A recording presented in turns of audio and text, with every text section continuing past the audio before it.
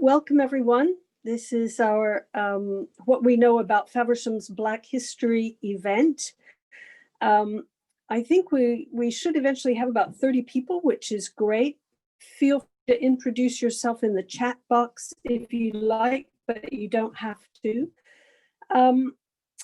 We're going to run through, I'll just the agenda. Jay's going to say a few words first about Faversham Stands Up to Racism group, which is sponsoring this event. Most of us are from that group, but not everybody. So she's going to say a few words about that group. Then Marika Sherwood, who lives just outside of Faversham, is going to start us off. Marika is the author of several books.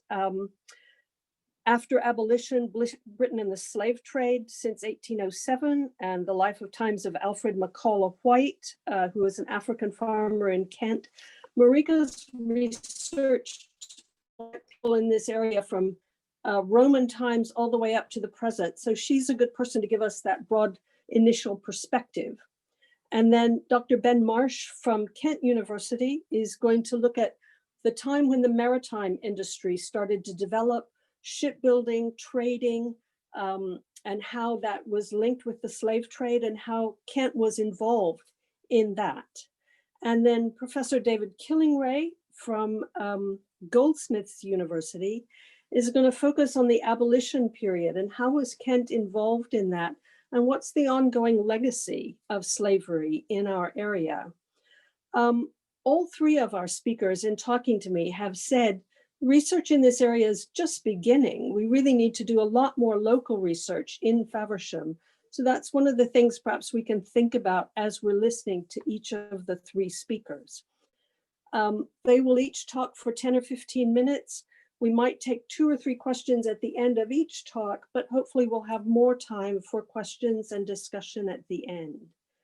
That'll make sense to everyone. Then I'm going to hand over to Jenny for a few moments first.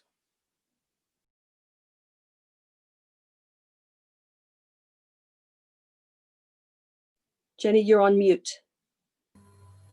I was finding the button. Okay, I've had a few things written down because I've been frantic today. Okay, Rosa Parks said, each person must live their life as a model for others. This is the basis on how Faversham Stands Up to Racism group was formed. Following the murder of George Floyd on the 25th of May by Derek Chauvin this year, Karen Flatto and a group of us felt compelled to do something locally. We needed to raise our voices against the 8 minutes and 46 seconds of hatred that shocked the world so much. The purpose of the group is to support each other in developing anti-racism in the local area. With this in mind, in June, we started the Wednesday night vigils, joining with others nationally and internationally by taking a knee or standing in silence for 8 minutes and 46 seconds. If you haven't done that, I invite you to do it at some point. It's very emotional and sobering. We chose the Newton Road crossroads to be central and visible. We have received both support and unfortunately resistance and condemnation from some people. But this has only strengthened our resolve. We discuss racism at local, national and international levels. Racism that isn't just colour-based, but ethnically based, and includes the hatred towards the GRT community, which goes unchecked and unopposed. There's lots more to do, and we must all work at being anti-racist, because right now being against racism is no longer enough. Our group is open, and there are questions asking you to agree with basic standards of humanity. We encourage everybody to join. We have a small but growing book club section that Patty is desperately trying to get off the ground, and we'd like to encourage people to do that. Obviously, in an age where we can't gather, we would like more people to try and join virtually, but we are trying to do something positive, and this is the start. Vivian's asked, are we individual. We've not heard anything when asked on the Facebook page. It's really difficult at the moment because the all around the gatherings and protests are very vague. So we're actually trying to get some more guidance from Kent Police about what we are and aren't allowed to do. I'm going to get onto them again this week because obviously the rules have changed with the tiers. So I'm expecting some more guidance out. I will get onto them again, and if I hear anything, I will let you know, but it may not be that I hear until the new year because they're reviewing tiers again. So bear with me. I will try and get an answer. But all being well, we will move up into tier 2 in the new year. Fingers crossed. Keep everything crossed, people. And the restrictions then, group of 6 are allowed if social distance. Yes, but not as a public gathering for a protest. They changed those rules. So we need to make sure that nobody's going to get in any form of trouble, because the current rules in tier 3 means you're not allowed to meet outside of your social bubble at all. So this is the issues we're having. We want to make sure that no one's going to get in any form of trouble. And moreover, we want our group to be a positive thing. And this is something we've been trying to go for all along, that while we've been subject to some criticism, we want to be above and say, actually, we're the most positive thing here. We will be above. Yes, for Extinction Rebellion on Saturday, and I've done all the research. Can you send me that research via the Facebook? Is that possible? Brilliant. Because I can't find it anywhere, and Kent Police are just not getting back to me. So if you can, that would be fantastic. I'd love to see it, because if we can go and be sure, and the committee are absolutely sure, we're happily, that's not a problem. But at the moment, we just need to be sure, if that's okay. But if you can send that to me, that's brilliant. Does anybody else have any other questions about the group? So can I just have a quick hands up? Who's in the group? Who's on Facebook and isn't in the group? Would you try and find us and join the group and help give us, it's Faversham Stands Up to Racism, because we're not just being against it, we're standing up to it, as this event shows. So try and find us and join us. And I'm sorry, I have to go and produce a radio show now because my husband can't be trusted. So I really hope you enjoy this evening. And thank you very much, Patty. And thank you very much, Ron. And thank you very much to all the speakers. And I hope you really, really enjoy this evening. So I'll leave you all. Thank you very much indeed. Bye-bye. I think people are allowed to sing outside, so perhaps we could try having a singing event, and that would be all right. I don't know. Anyway, thank you, Jenny. We'll hand over to Marika now. I think Marika's been living in this area for quite some time, and knows Kent very well, although she's Hungarian by birth. So Marika, we look forward to listening to you. Welcome, and thank you for coming to talk with us. We need to unmute Marika.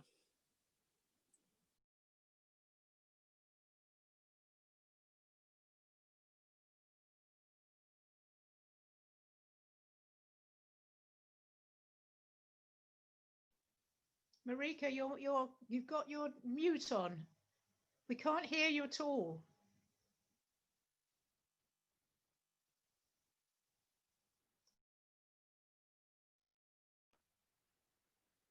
Can you hear me now?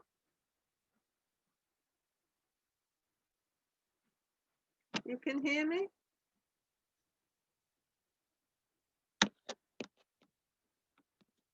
Very strange.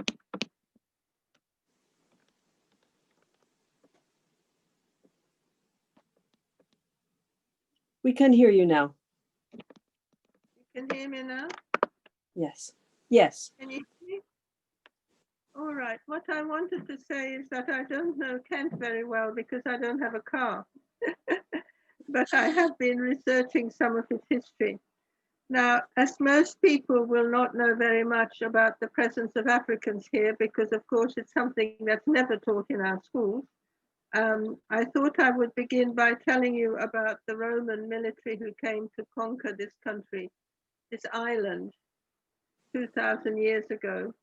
There was a whole African regiment among the conquering army. Some of them settled here when they were discharged, and we know some of them were married up in the York area. Now, I suppose because of this, some archaeologists have done some DNA testing on some of the skeletons being unearthed. Now, apparently DNA testing costs an absolute fortune, so it's not being done very often. But we have certainly reports of skeletons of Africans from 100 AD to 700 AD in different parts of the country, including one very, very rich African woman published with a lot of jewelry in about 450 AD. Now that's quite something, isn't it? Now I want to jump from that to 600 AD to when Archbishop Theodore was sent over here to become Archbishop of Canterbury. And he would only come if Bishop Hadrian came with him. Hadrian was a North African, and they are reported as doing all that needed to be done to introduce this island to Christianity. So they should really be very highly recognized. And I've been asking the church to do the appropriate recognition, but I haven't got very far, unfortunately. Now, because I mentioned Canterbury, I want also to mention the door with 4 carved Negro heads when you walk into the cathedral from Canterbury itself. You can all see it. I asked about this door, and apparently it was commissioned by Archbishop Juxon. So I did a little bit of research on Juxon, not nearly enough, but it seems that his family were very much involved in the trade in enslaved Africans. That's why there are 4 Negro heads on the Canterbury Cathedral door. Doesn't make church very happy, I'm sure. So I will now jump to more recent research, well, almost more recent. One way of trying to find out about Africans living here is to search the parish record. Now, I won't bother you with all that's been done, but what I can tell you is that from what I have found from putting together different people's research, is that for the 16th century, we have 60 Africans mentioned in the parish records for Kent. For the 17th century, 52. For the 18th century, 154. And for the 19th, 42. Now, it's so low for the 19th, I think, because the registration of births and marriages and deaths was then taken over by the government. But I think it is possible that there were many, many, many more, because if you were a Methodist or a Baptist or a Roman Catholic, would you go to the Church of England to register a baptism or to register a marriage or a death? You probably wouldn't. So I think it is very likely that there could be twice as many people if there was research done, if registers were kept by those other churches. You know, we just don't know how many people were here. Now, for Faversham itself, the earliest, this is just for St. Mary's Church. An 18-year-old man, African, called James Finley, was baptized in 1720. And Susanna Christian, a native of the East Indies, was baptized in 1809. Those are the only 2 that we have for early baptism in Faversham. But we also have 2 burials for Faversham. 1629, John James, and 1786, John a Black Pauper. And there's a wonderful advertisement which I found reported in the Faversham Institute monthly journals for August the 18th, 1764. Eloped from his lodgings in Faversham on Monday the 16th, the little West Indian, commonly known by the name of Little Sam the Humbuger or Little Noisy. And he wants this person, the advertisement ends up by saying, if the aforementioned West Indian will return voluntarily, he will meet with a welcome reception on condition that he gives a satisfactory account of his proceedings during his absence. Now, 1764, of course, is the time of slavery. And many cases were taken to court in England. Some judges said slavery was legal in England. Other judges said it wasn't legal in England. So, you know, it's something to be debated, and was debated again and again. Now, what is very, very interesting to me is a report in the Davington parish accounts. This 1753, August 1753, where Mrs. Gibbs of Davington was paid for delivering a black man's wife's son, for delivering a black man's wife of a boy in Mrs. Simmons's barn. And she was paid 5 shillings for this. But then, a few days later, a black man was paid 2 shillings to go away. Now, who was this black man who was paid to go away? Was this the husband of the woman who was giving birth to a child? Did the woman and the child die? I don't know. I don't know. I haven't found any burial records for them, but that doesn't mean they didn't die. But, you know, some investigation needs to be done.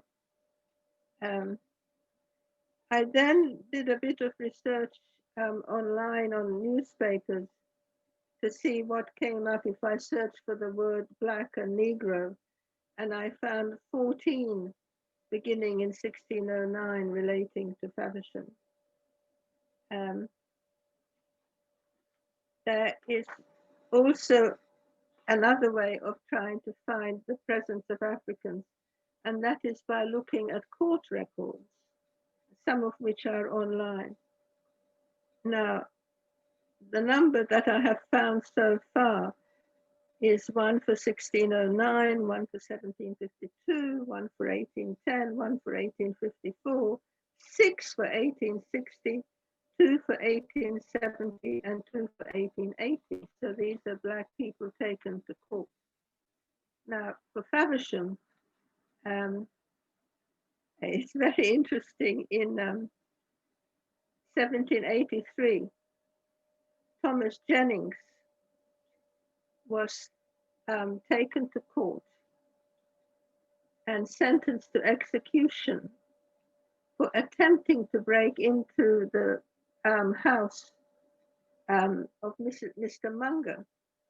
Now, I looked this up a bit more because what follows on then is that the mayor and the jurats, that is the alderman of Faversham, then write to the king to say that this is not fair. It's not fair because Thomas Jennings, yes, he was about to break into the house of Mr. Munger, but Mr. Munger went to stop him, and Jennings didn't hit him or anything like that. He just gave up immediately. So why on earth would you execute the man? Especially as he had been discharged by the Royal Navy. He had been serving in the Royal Navy because he had fought for Britain when America was struggling for its independence. The Royal Navy then took on a lot of the men who had fought on the side of Britain. And this man is discharged in Chatham and can't find work. Now, it's very interesting. Yes, the king agrees that he shouldn't be executed, he's transported. But what is very, very strange to me, and maybe somebody can find out why this was done, is the mayor and the alderman decide to pay Mr. Munger £40. Now, there was no damage done to his house, and Mr. Jennings didn't touch Mr. Munger. So why is Mr. Munger given £40? And something that will amuse you, in another court case, in 1867, Richard Coburn is taken to court for stealing some equipment from Richard Neame. Now, the Neame is an old family. And he is put in jail for attempting to do this stealing, of course. So, as Dan is going to talk, I hope he will say something about the number of seamen from Africa and the West Indies and India who were working on British merchant ships, and also in the Royal Navy for quite some time. And I must tell you that when I began to question the Royal Navy, at first they refused to accept that they had any blacks until I sent them the information I had. And then they said, well, all right, but they still haven't done any research. So I will finish by telling you about a little bit about the Makaula-White family, because I was so surprised when I stumbled across this name and I thought, Makaula-White, what's that about? Well, he was he's a South African man, and because he was ill as a baby, his parents, and his father was a chieftain, took him to the nearest missionary whose name was White, Reverend White. And it was the Reverend White and his wife who raised the child. So he put their name after his own name. And it's a long story, which is in the little booklet I published about how he is educated and comes here and goes back and marries somebody from here, and their wedding not far from Faversham and so on. But how they are related to Faversham itself is that Albert Makaula-White has 3 children, one of whom is Charles, and Charles marries Lillian Bray from Faversham. And I was not able to find her family when I did look, but I couldn't find. But that is what is noted everywhere, that Charles marries Lillian Bray of Faversham. Charles also played for Dover United Football Club. He worked as a shepherd, and that didn't last for very long. And then he went to work in Tilmanston Colliery, so he might have been the first black man working in a colliery in this part of Kent. And he and Lillian lived in Aythorne for quite some time, and he played cricket for Aythorne. So he's very much part of our history. And I think I will stop there and just say that, please, we need a lot of research done. I mean, just this little indicates that we just don't know how many Africans there were living around this part of Kent, never mind the larger coastal ports where there would have been many.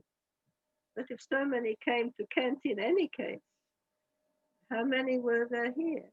Did any of the major manor houses around here employ black servants?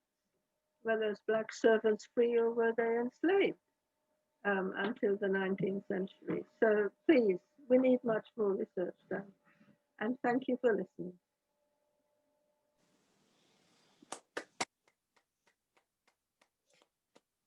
Thank you, Marika. It's fascinating to hear this. There's so many individual stories to be tracked down. I will put the address where you can order the pamphlet about Alfred Makaula-White on our Facebook group. The library used to have a copy, but it's been lost. So perhaps we can get another copy for the local library so that you can find it there as well. I don't see any immediate questions in the chat box.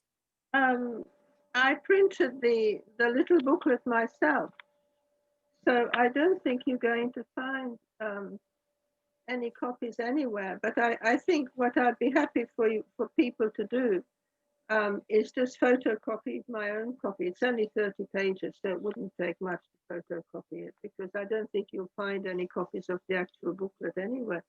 Okay. The Faversham Society was certainly selling some, but whether there are any left there, I don't know.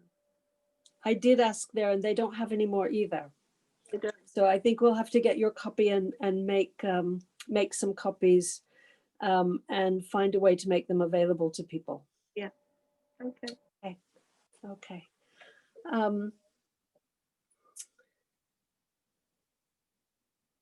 Right. We do have time for a question or two. Griselda asked, to what extent does African imply slave? Do we know, Marika, whether we should assume that Africans were slaves or were slaves? Well, as I think I said, whether slavery was legal in England or not was decided by cases taken to judges. There were no acts of parliament making it legal or illegal. What I think most people don't know is anything about the history of Africa before the Europeans arrived there. Africa was divided into kingdoms, into empires. There were trade routes all across the continent, so it didn't take Europeans to find the routes across. Some empires were rather large, some were much smaller. I mean, it's a huge continent. And yes, there were indigenous forms of what we would call slavery, as there were in Europe. You know, it's not unusual, but it wasn't anything like what the Europeans inflicted on Africans. You know, we decided that Africans were just savages, they weren't human beings, so we could do whatever we wanted with them. That is not how Africans themselves looked on enslaved people. And in fact, most of the time, that I've been able to find out, if a kingdom did have slaves, they were people who were captured in wars. You know, people fought each other, as Europeans have forever. But they were usually used as field work, and often were eventually freed and could marry into the family that they were working for. So it's very different from what the Europeans inflicted on Africans. And what has always bewildered me is how on earth the Christians could go along with that. And in fact, Marika, do you think it's safe to assume that a parish record would always note that someone was a Black person? No, not at all. Not at all. Sometimes you have to guess by names. I mean, sometimes the owners of enslaved people whom they would have freed gave them Latin names like Caesar. Now, probably no Englishman would have been called Caesar, right? So many people are guessing that names like that were referring to Africans. No, it's very difficult. Sometimes you just guess that the name is a bit odd and you have to try to follow it up one way or another. Interesting. Okay, thank you. Shall we move on to Ben then? And hear about the maritime industry. Ben, welcome. And again, thank you for coming to share your research with us. Not at all. Thanks for the invitation, and thanks, Marika, for a great opening talk there, which will overlap in some ways, but I'll try and dance around many of your insights. Actually, I wonder, is it okay to share a PowerPoint if someone can enable participant sharing for me? Because I've just got a few slides with graphics, which will be more interesting to look at than my face and my whiteboard.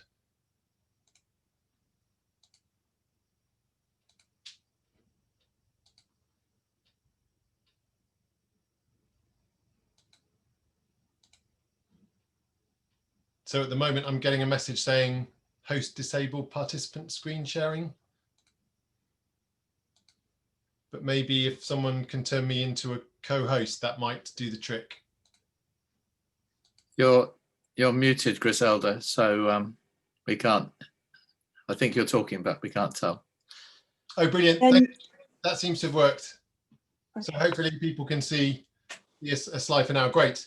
So yeah, I wanted to share some of my thinking that I've been doing just in the last really 12, 18 months in an attempt to try to situate Kent and Kent's maritime communities within wider developments within British overseas trade, colonialism, and eventually empire. We're a bit quick to leap to empire for scholars like me of the Atlantic worlds between the 16th and 18th centuries. And my own background is mostly in researching the settling of North America, particularly. So I just finished a book which was very appropriate for a year of failure in almost everything because of COVID. But there was about the history of a failure, which was the attempt to grow silk in all kinds of far-flung places like Virginia and Sweden and Mexico. And I'm interested in failure, and I'm interested in those small bits of history and connecting them up and finding them and re-excavating them and thinking about them. And actually, you know, if we look at the archives hard enough, and I think this is what the point that Marika was making, we find that the past is full of these snapshots and these failures, these small moments. It's just the way that our archives evolve often. It's the way that we choose to frame our histories and how we write them that determines what gets connected up, right? Which of these dots makes it. So one of the challenges of finding overlooked economic projects in the Atlantic world, maybe just like finding overlooked people in and around the Atlantic world, is that our records aren't very complete and that our typical tools, our traditional tools, aren't perhaps best sharpened for that pursuit. And so all of those gaps make offering clean interpretations, which is what historians tend to like to do, very difficult, very problematic. And you know, you could draw on the analogy of finding a pin in a haystack, and effectively what Marika offered us there was some wonderful pins which she's found in the haystack, like many other scholars looking for evidence of Black history in and around the British Isles. And even beyond. But it raises these questions of what do you do when you find those needles in haystacks? Do you then assume that all haystacks have a needle in them? Do you assume most haystacks don't have needles in them? The only things you can say categorically is that you were probably quite lucky to find that needle, but that maybe if you looked harder in future and you knew what you were looking for, you would be able to find more. And I think that's where the opening observations about George Floyd, about re-energizing the histories of race and empire and confronting them more effectively, offers a real kind of tipping point for how scholars might approach some of these questions in future. So it's a really exciting time to be in and around this field. Now, I've been, unlike Marika, I've been rummaging around the top bit of the easiest, most accessible bits of haystacks. So I'm just going to present in a moment a few of the kind of snapshots that I think bear reflection, because they offer ways of seeing how Kent's history was intimately, instrumentally bound up with exchanges with and later exchanges in people of color, indigenous peoples of many different parts of Africa and the Americas and beyond. And what's important at the kind of headline level here is these expose as a fiction any notion that Kent was insulated from the wider developments of the British Empire, or this idea that empire was something that happened far away. And I think that's a really important element to try to hang on to and to have conversations about in this moment. So instead, whether it's through the arrival of people or whether it's through the direct or the indirect support of overseas settlement, transgenerational profiteering from the exploitation of the African slave trade, from the exploitation of plantation economies in the Caribbean and elsewhere, Kent communities were increasingly touched by questions of race and empire. And in a way, the quantification that Marika offered there of kind of going from tens to dozens with a splurge in the 18th century is the important pattern. To begin with, you know, in the 16th century, there were very few black people in England, and that's going to change dramatically over the course, especially of the later 17th century. At its opening moments, obviously, the most obvious site paying testament to Kent's formative involvement in both African trade and the later trade in Africans was the River Medway. It was here that John Hawkins' fleet overwintered in the 1560s. He's someone else with a coat of arms paying testament to those overseas connections and recognition of his involvement somehow in his life and entrepreneurships overlapping with people of colour, as you can see in his crest of arms as well. And he's going to go on, of course, to be, and there are big conversations happening about this up at Chatham at the moment, to become enriched, to becoming acclaimed for all of his maritime predatory feats. He's going to play a foundational role in the extension of the Royal Dockyards as a treasurer in the Elizabethan Navy. So he's an example of how these ideas of maritime empire, racial encounter, and then naval capacity in particular, maritime Kent, they kind of move in step with one another. And there are plenty of other pioneers of English involvement in human trafficking in this period, some of which draw on prominent Kent connections. And this is something that David, who you'll hear from in a moment, and I were pulling together in a chapter in a book on maritime Kent. One of my favorites actually is a kind of inversion of how we typically think of slave trading and European encounters with Africans. So this is the experience of John or Jack Ward, who was a contemporary born in Kent. In fact, possibly born in Faversham.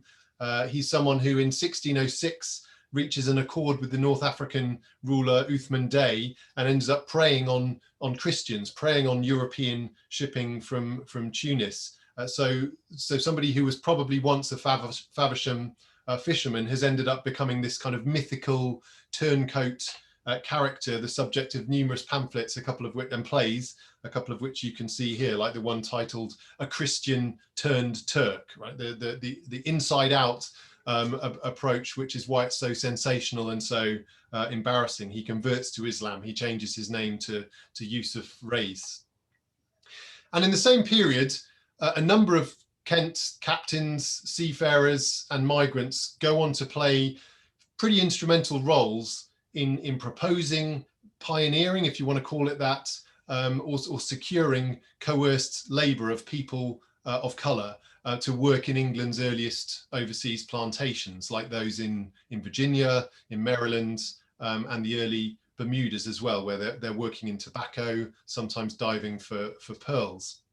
And it's over the course of the century that slavery itself becomes more racial and more institutionalized. So it's a foundational moment in the evolution of institutionalized racial slavery. And actually, in and around all of these interesting and unusual and opportunistic exchanges, there are Africans involved, not just as captives, but we know, for instance, to come back to Marika's point about African mariners, that a man named John Anthony in 1619 was part of a crew in Dover that's shuttling some of these early ships between Kent and the Chesapeake in the Americas. And it's not just Africans as captives, but obviously Africans as purchasers and consumers in West Africa, in North Africa, who are helping determine how some of these early patterns shape down in the exchanges of people and commerce. So there's multiple points of connection, I think, for us to think about through which people of colour interacted with the denizens of 17th century Kent, and eventually through which people of colour would enter Kent to live in there, to join communities through baptisms and marriages in the way that Marika already described. So that commerce in the county kind of reshapes to some degree the role of some of Kent's manufacturing operations, its trade, its coastal ports, in particular, and I'm sure plenty of people are familiar with Faversham's particular experiences with copperas, with gunpowder. You know, there are always certain regional particularities in how these patterns emerge. I think the key point I'd make about many of Kent's coastal ports is that whilst we tend to think of the international transatlantic slave trade or American commerce as being led by big port cities like London, Bristol, Liverpool and Glasgow, and we're right to do so, we can think of those cities as the kind of the heartbeat of how these new economies work. But there are still veins, there are still arteries running through interior markets and towns and so on. And so one way to think about many of the Kent outports who were supporting London commerce, who were being dragged increasingly by the kind of gravitational pull of the big business of London, which was something just as common in the 17th century as it is in the 21st century, is that it doesn't mean that there isn't a part to play, and it doesn't mean that there isn't a kind of two-way relationship in how those investments and how those people move around the coast. So thinking of some of these Kent coastal regions, including the Downs, for instance, as kind of final departure points for the big ships that will go on to do slave trading or will go on to do East India and American commodity trading, means that there are always these little shuttles and ships and coastwise vessels and people moving back and forth. So in lots of respects, we can think of the Garden of Kent, right, the sort of the rural economy and the corn and the brewing as elements that are still intimately connected to the sustainability and to the capital flows involved in what will become the slave trade and what will become a much bigger system of the triangular trade, or indeed transoceanic trade.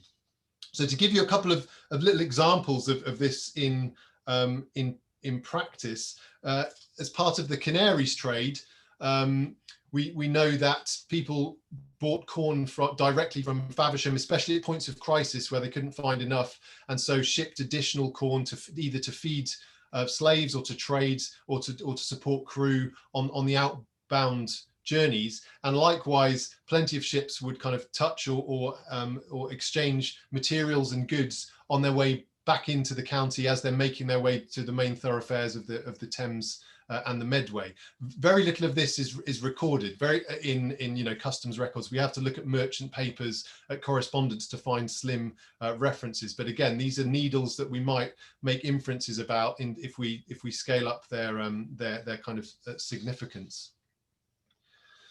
Okay, so I promised 3 little snapshots of ways in which we can see interconnections growing, especially as we get into the 18th century. So this is my first one, and I actually also had to reference Little Sam, who it's funny Marika mentioned as well, who's a fugitive recorded in a newspaper as having run away from Faversham. But there are actually dozens and dozens and dozens of these records reported in newspapers as newspapers themselves. As print culture develops and newspapers themselves become more common publications in the 18th century. And this is one example that you can see of a inverted commas Negro boy aged about 16 years who's run from Deal, Dover, Ramsgate, Margate, the Thanet ports, and then Faversham. Around the outskirts, these are kind of natural points at which we might find people with maritime backgrounds or ship captains bringing back individuals as servants that, just like the big, maybe better known manorial estates in the interior, are likely to have small but noticeable populations of blacks, whether they're people of African birth or people of African origin who've then been in the West Indies, as was mentioned in the case of Little Sam, or indeed people described as black but that actually come from the East Indies or from Madagascar, which becomes increasingly commonplace in the later 18th century.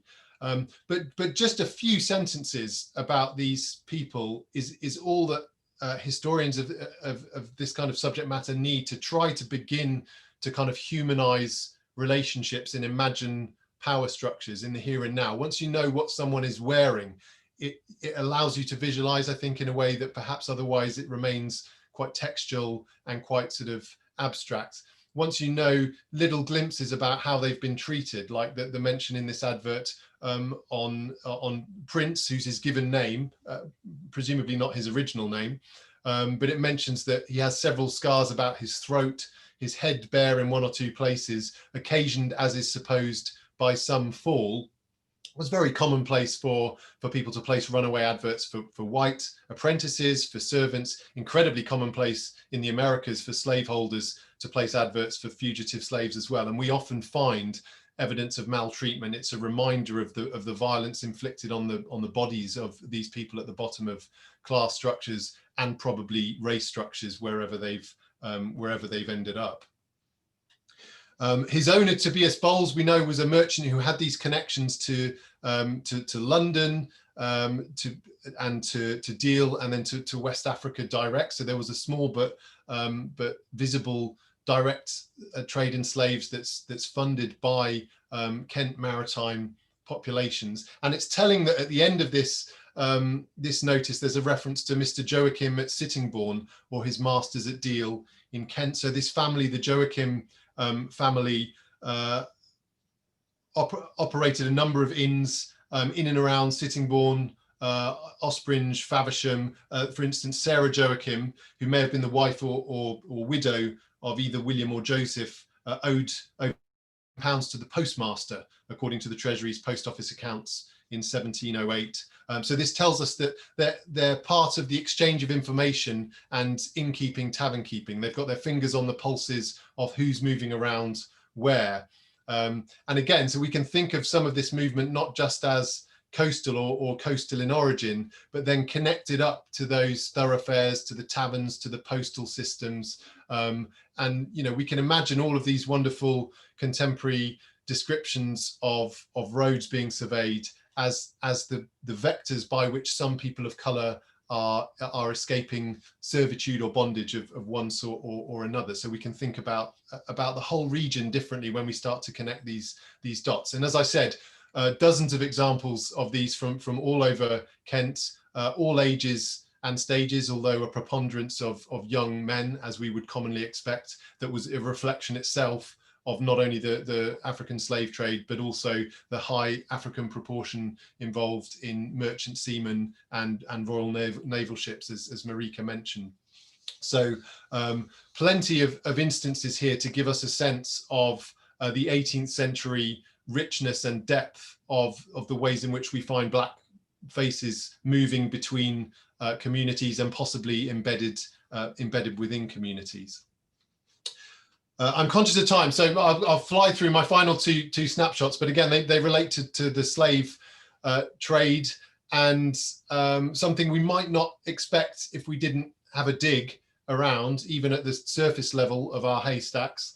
So there are over 100 vessels that were constructed in Kent involved in the transatlantic slave trade, ranging, as you can see, from fairly small vessels with crews of 12 to much larger transshipments as part of the Asiento or trading to the Spanish Caribbean or to South America. And there's a noticeable and interesting spike of construction in Broadstairs and Folkestone, especially from the 1780s, that was also part of the fallout of the American Revolutionary War, which Marika also mentioned. So there's a big step change, not just because of the famous legal cases to do with race and status in Britain in the 1770s, but also as a consequence of the American Revolutionary War.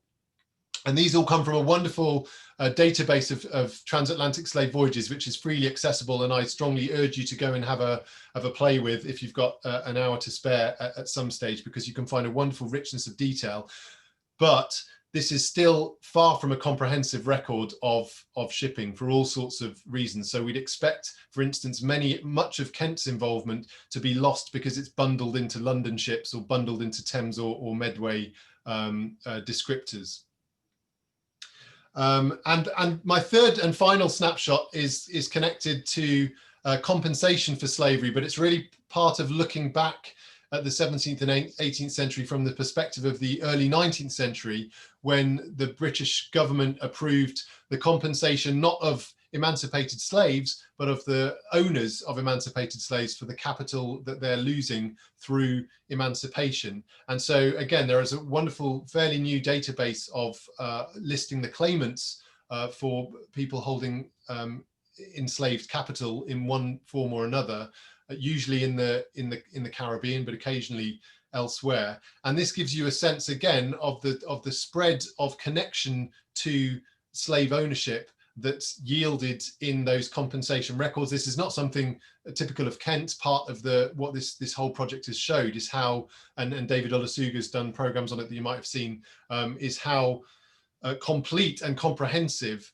British involvement in direct involvement in slavery, profiting from slavery, had been especially in the 18th century. But we're reminded that there are connections all over the county. And although at the moment we're used to seeing pictures of Swale in maps not looking very good because of COVID, and I don't think we should read anything into this about particular connections between Swale and slavery, but there are only a small number of kind of references in and around this particular region that came out of slave compensation records. So there's more to think about, I think, when it comes to examining those records. But one reference I picked out was to James Townsend, who was a merchant of Kingston, Jamaica, who made his will in 1843 in Chatham, and he left his farm near Sittingbourne to his mixed race sons, Charles and Richard, as well as leaving valuable bonds to his mixed race daughters. So reminding us about the ways in which interconnection has occurred on all sorts of different levels throughout the 18th and early 19th centuries. Okay, I'm sorry if I've gone on for too long, but I will leave it there. And thank you for listening, and feel free to ask questions either now or later as Patty dictates.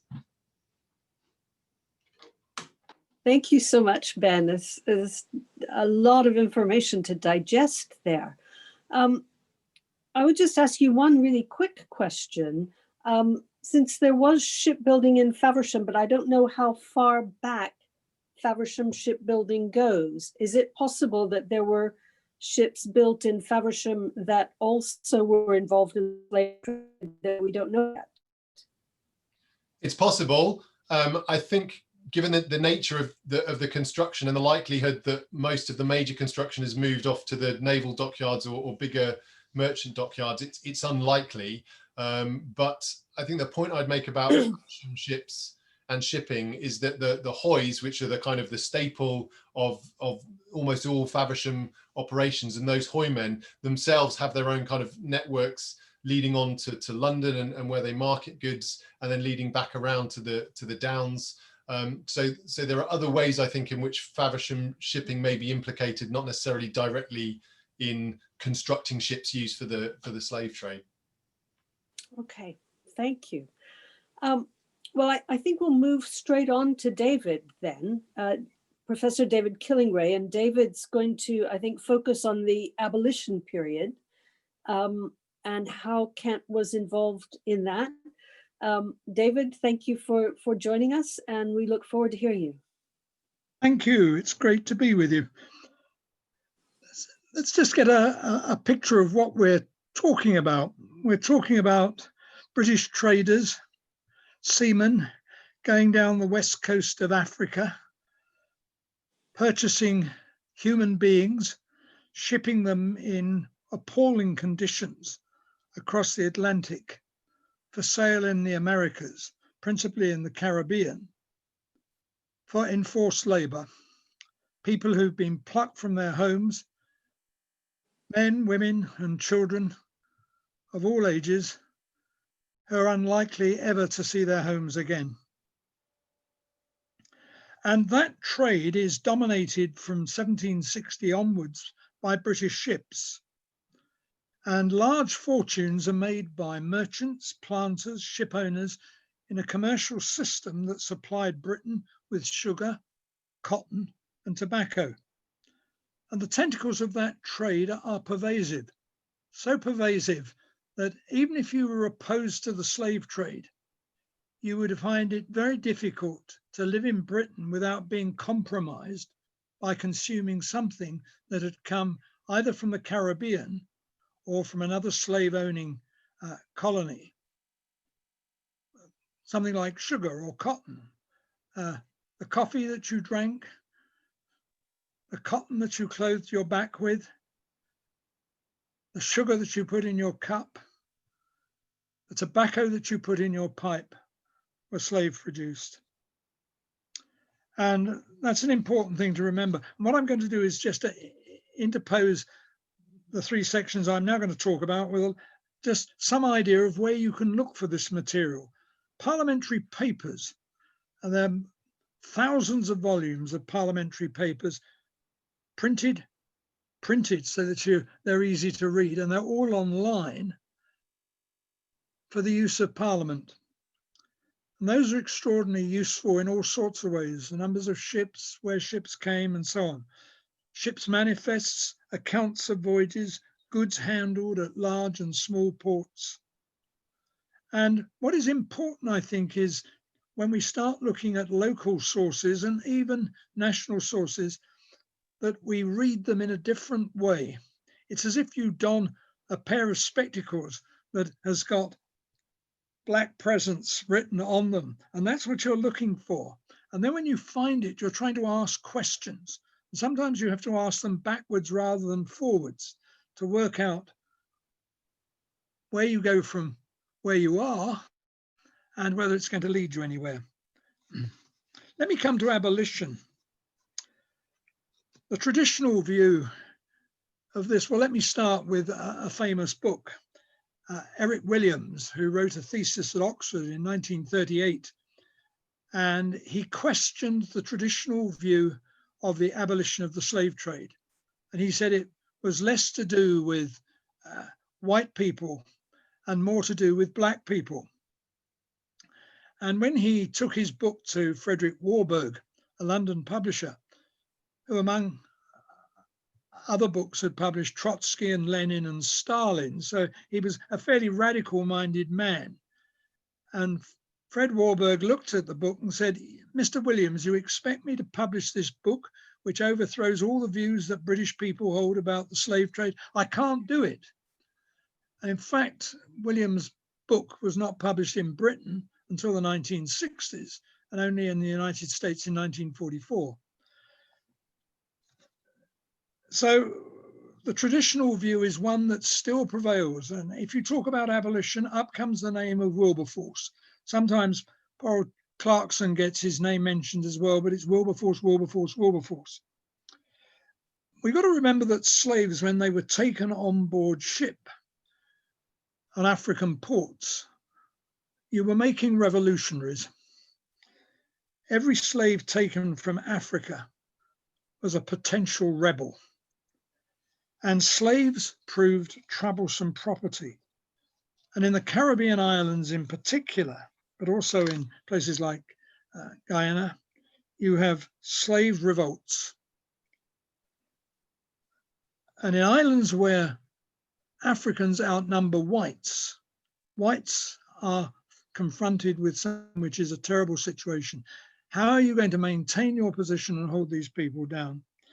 The revolt in Saint-Domingue or Haiti in 1790, in the wake of the French, the American and the French revolutions, is an important signifier for the future of the slave trade and of slavery. A superb source on that has recently just come out in paperback. It was published in 2018, and it's Julius Scott's The Common Wind, which I do recommend to anyone. It's published by Verso, and you can buy it from any bookshop. Julius Scott, The Common Wind. So how does abolition come about, and how is it followed and pursued in Kent? Well, it's a mixture of, in the age of Enlightenment and evangelical revival, with Christian sentiment viewing the slave trade as a moral sin. You have in 1780s the creation of a society for effecting the abolition of the slave trade, which is established in London. It's an extra parliamentary lobby, and it sets about rallying people, organising petitions, producing pamphlets, even using objets that you can produce and which people can hang in their sitting room to remind them of the cause in which they are being enlisted. It's a extra parliamentary lobby to end the trade and to put pressure on Parliament. And Thomas Clarkson, who is the man who's commissioned to gather evidence for the committee, sets out on a tour of Kent, which is not a propitious county. There are relatively few people in Kent who are very sympathetic to the idea of ending a trade which is to their benefit. Nevertheless, petitions do come from Kent towns.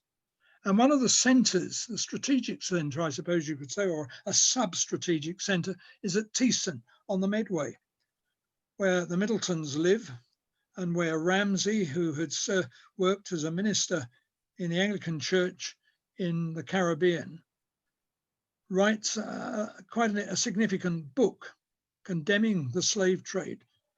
And he uses the evidence that he's already gathered from his long experience in the Caribbean. When abolition comes, in other words, the British suddenly stop the slave trade by the beginning of it. One needs to ask why.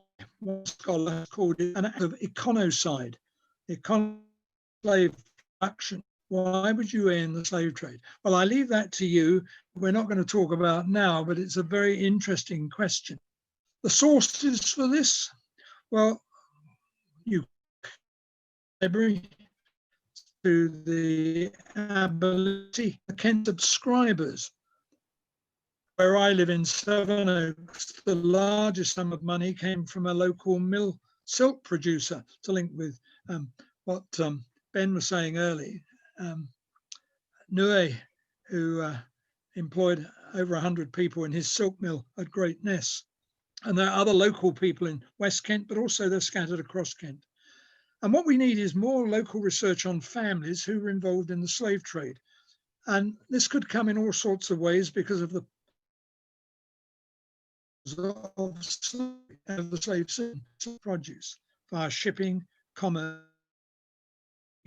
For example, the Cobbs, who are into the salvage business, and their records are in the Kent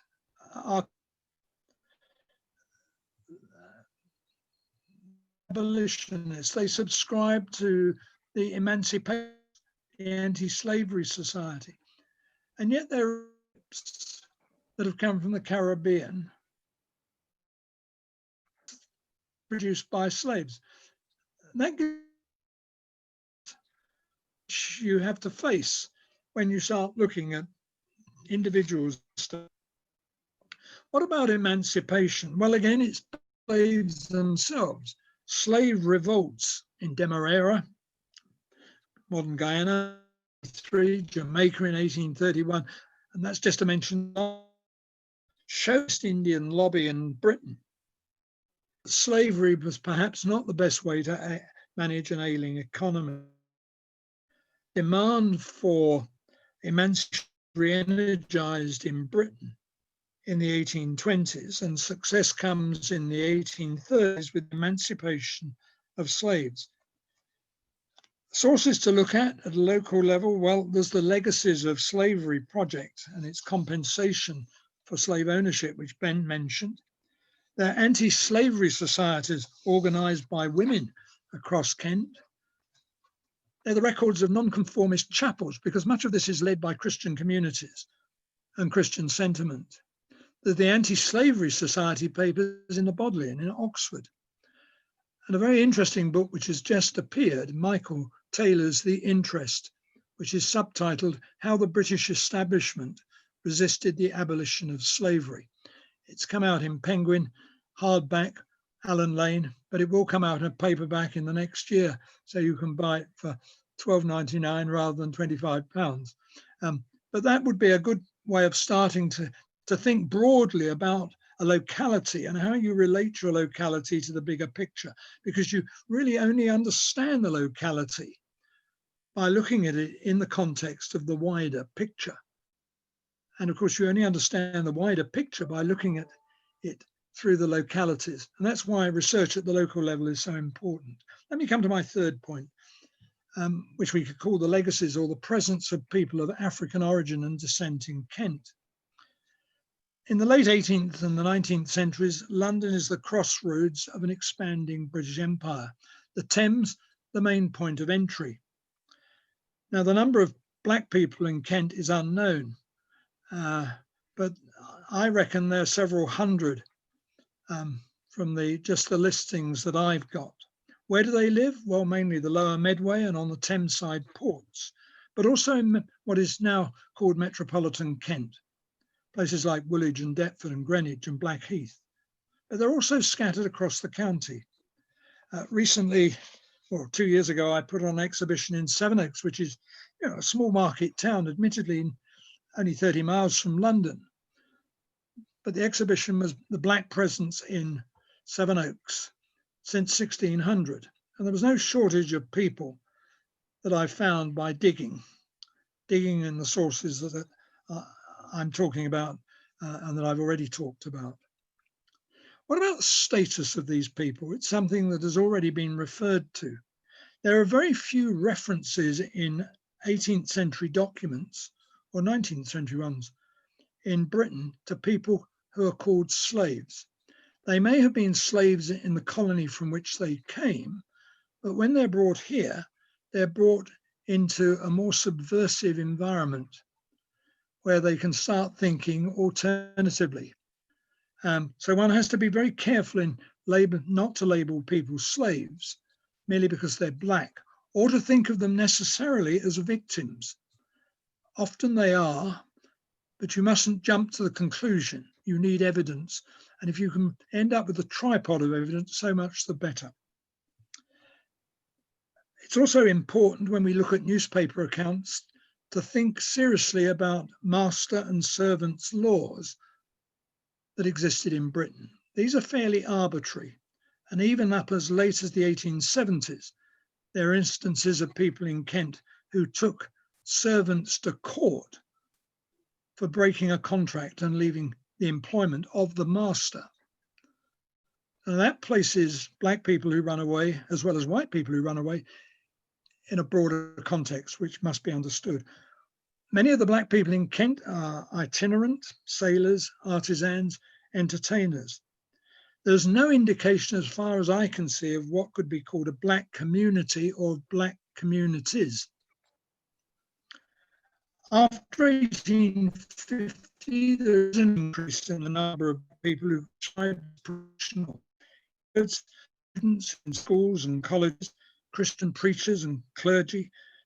Did you know there were 3 black Church of England clergymen in Kent parishes in the 20th century before 1950? That's probably something that most people don't realise. And as soon as you start looking at nonconformist churches, you'll find people who are members as well as itinerant preachers. A small number of the black people who lived in Kent married white wives and settled in the county. And where can we find this material? Digitally indexed newspapers are invaluable.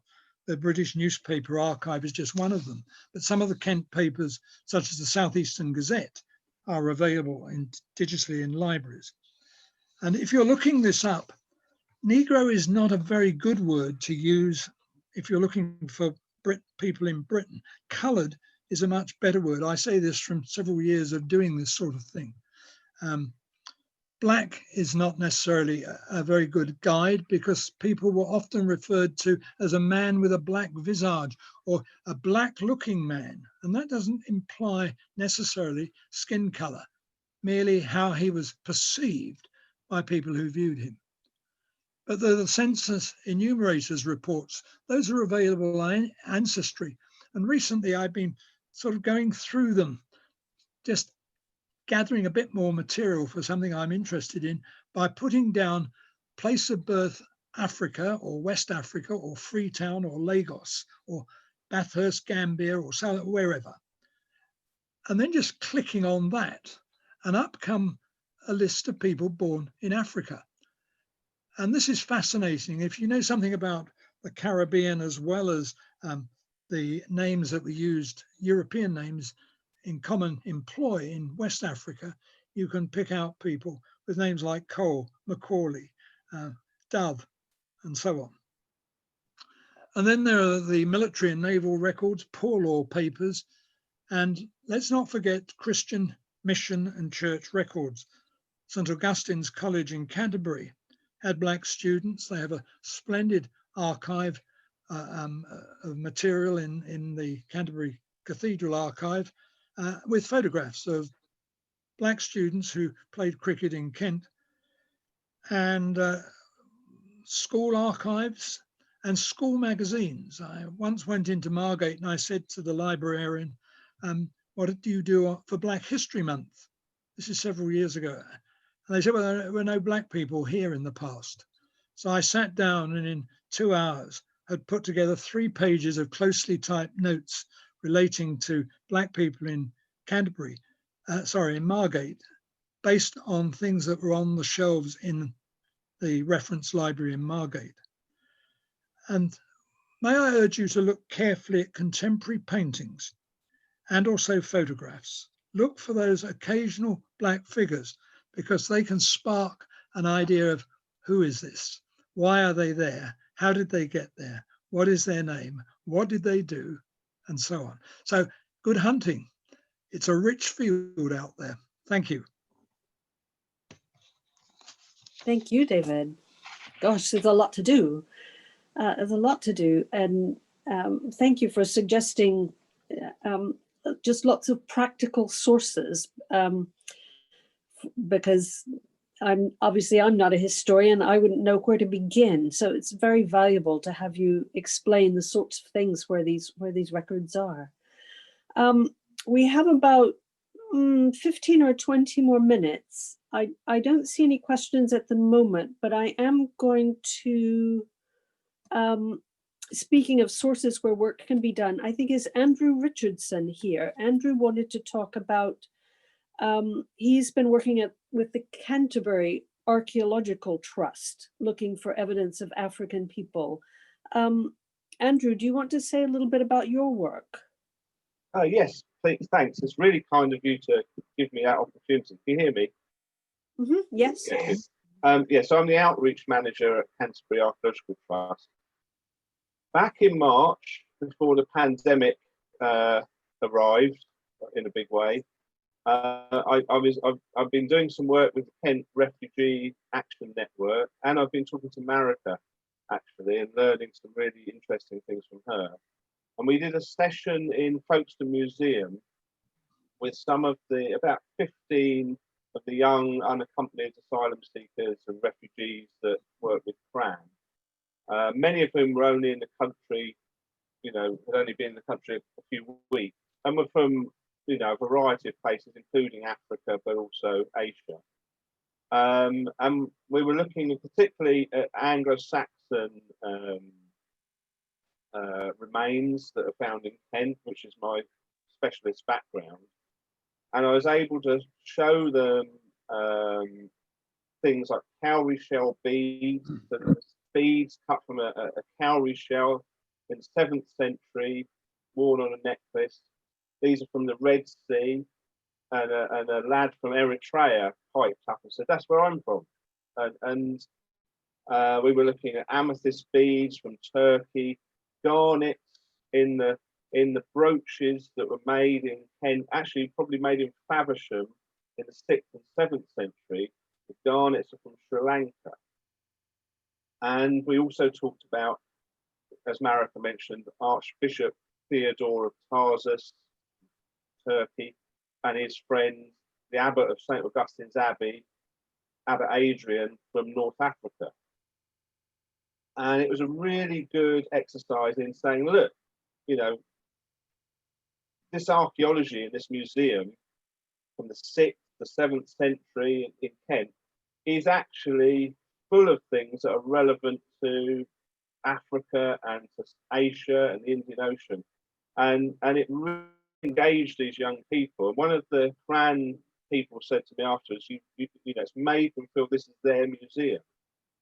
So this was something I was sort of experimenting with and trying to, because Kent's archaeology is really very rich and very diverse, and of anywhere in Britain, we have material from the wider world in abundance. We're digging it up all the time. And so it's trying to take that locally found archaeology and say, actually, it's relevant to, you know, it's got connections to all across the world. And it's relevant to really anybody, wherever you're from, whatever your ethnic background is, you know, this stuff is relevant to you. So that was really going quite well. And then the pandemic arrived and sort of shut down anything like that. But I was able to get a grant from Historic England to, among other things, to sort of put this into a sort of digital format. And we're working on that at the moment. And it's going to be called, going to appear on our new website. Our new website is going to launch soon. And hopefully in the new year, I'm hoping January, February, it might be March, we're going to have an element on that called Kent's Diverse Past, where we're going to try and explore all of these aspects and with, you know, images and maps and trade routes and so on, and just try to celebrate this. Now, I tend to be more interested in earlier history and archaeology. I'm actually particularly, as I said, specialist in the Anglo-Saxon period and the sort of foundations of the English nation and so on. And actually, that's proving a really rich period for this. And I think it will allow us to put some different narratives into the picture. I mean, in particular, the Archbishop Theodore and Abbot Adrian are important because, you know, they're not slaves. In the late 7th century Kent, two of the most powerful individuals in the Kingdom of Kent are the Archbishop, and what, you know, he's from basically Turkey, and the Abbot, he's from North Africa. And so it's a different, the thing I like about that is it actually predates colonization, empire, the transatlantic slave trade, and it allows us to collectively move back and look at some earlier history that predates all that and say, actually, there are connections between us all, you know, positive connections, not such negative ones that can allow us to get enthused and share this history. And even if you've arrived as a young refugee 2 weeks ago, we can engage you with this. So that's what we're trying to do. One thing that has come out of it, but I can't say too much about it because it's not my project and it hasn't been published yet or made public, but there is DNA evidence for somebody of African descent in Kent in the 7th century, a young girl with an African, grandparent in Kent in the 7th century. So it's interesting. Africans are present. They are present in the population, even that far back. So we're going to do some more work on this. Hopefully before the spring, we'll have tangible online content, and it'll be really good to be able to sort of at some point, present some of that to the group. Perhaps in a Zoom, another Zoom, or maybe even in the real world if we've all been vaccinated. That's it, really.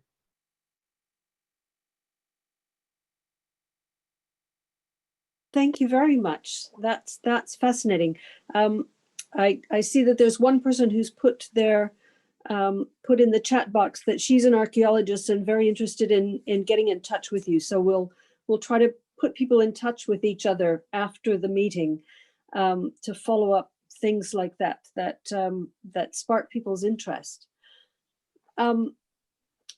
It might be interesting for people to know there's also something called the Swale Migration Project, which I think is based in Sittingbourne.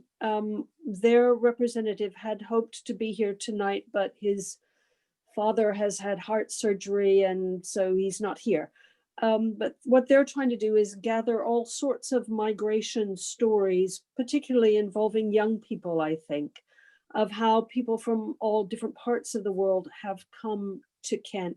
That's more looking at contemporary migration, but still might spark some interest with people. Okay, I don't see any other questions in the chat box. Anybody have any things they want to ask?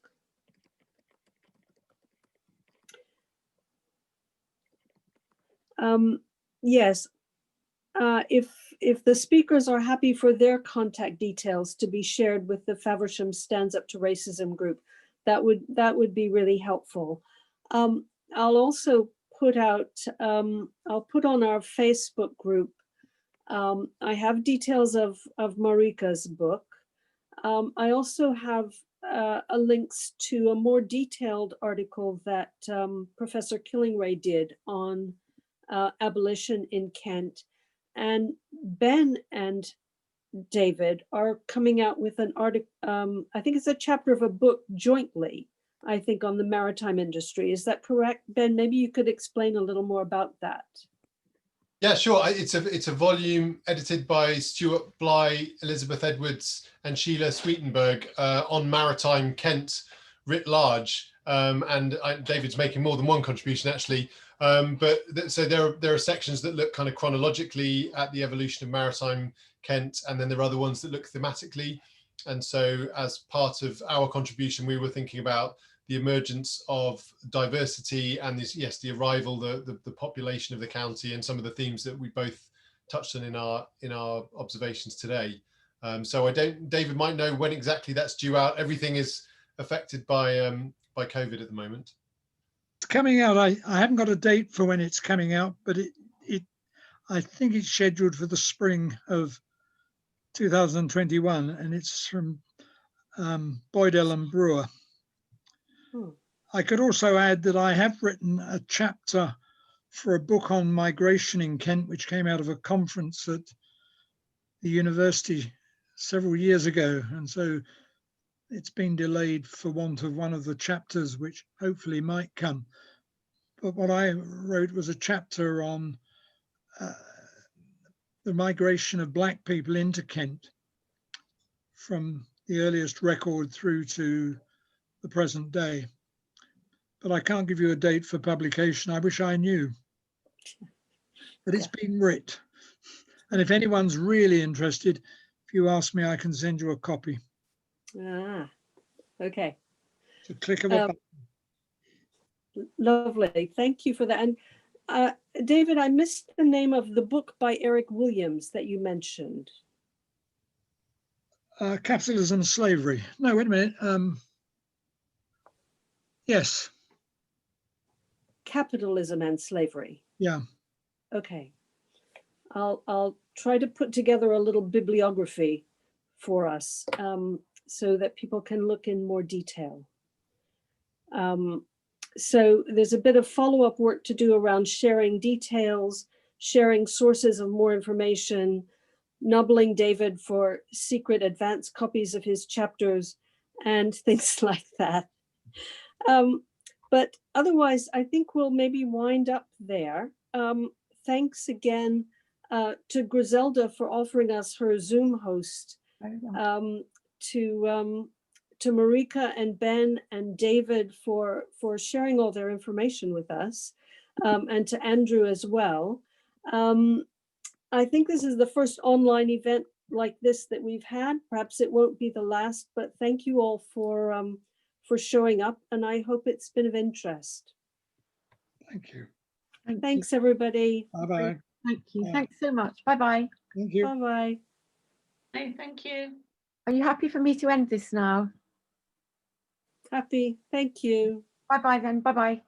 Bye-bye.